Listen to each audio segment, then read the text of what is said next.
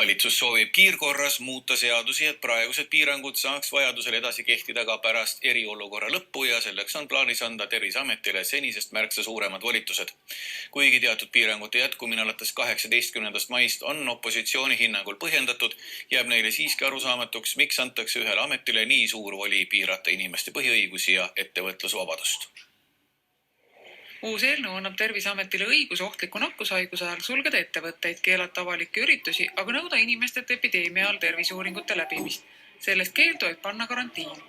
Riigikogu sotsiaalkomisjoni juhi Tõnis Möldri sõnul ei ole edaspidi piirangute kehtestamiseks vaja eriolukorda, vaid ametitel antakse voli kiiresti langetada otsuseid. Hädaolukorras jääks juhtiv roll Vabariigi Valitsusele, kes saab siis just nimelt lokaalseid ja majanduslikke piiranguid seada vajadusel, aga tegelikult me anname ka nakkushaiguste ja ennetamise tõrje seaduse raames väga suured õigused Terviseametile. Mölder möönab, et eelnõus on teatavaid küsitavusi. Näiteks annab eelnõu Terviseametile õigused minna teatud piiranguid kehtestades kohalikust omavalitsusest mööda. Meil oli nii eile kui ka täna väga tuline arutelu ja eelkõige just sel teemal, et kas me saame anda ühele asutusele väga olulise otsustusõiguse piirata inimeste põhivabadusi, piirata ettevõtlusvabadust. Kui näiteks mõnes lasteaias või hooldekodus peaks keegi haigestama koroonasse, siis oleks Terviseametil õigus kehtestada karantiin kohaliku võimu kaasamata.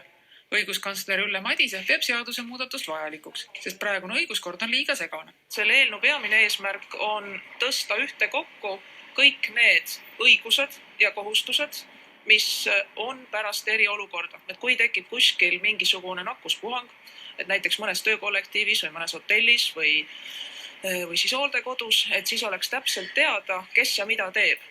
Õiguskantsleri sõnul on karantiini kehtestamine, aga ka koolide sulgemine või spordivõistluste keelamine juba erinevates seadustes sees. Praegu on seaduses kirjas, tohib kohustada terviseuuringuteks punkt. Aga eelnõu lisab, et tohib kohustada neid inimesi, kes on tõesti nakkuskahtlased. Ja mis on väga oluline, et niisugune täpsustatud tekst muudab ka kohtuliku kontrolli lihtsamaks. Riigikogu hakkab eelnõud arutama järgmisel kolmapäeval. Muudatusettepanekute esitamiseks jääb vähem kui 24 tundi. Valitsus soovib eelnõu vastuvõtmist enne 17. maid.